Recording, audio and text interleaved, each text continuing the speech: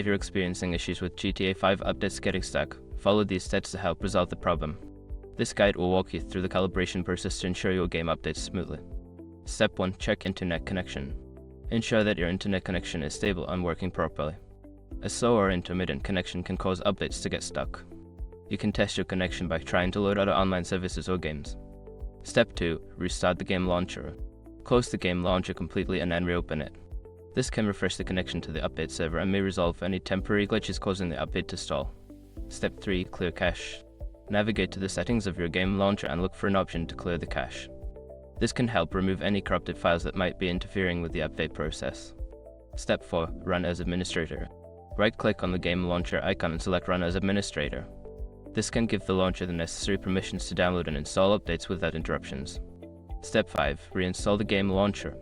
If the previous steps do not work, consider uninstalling and then reinstalling the game launcher.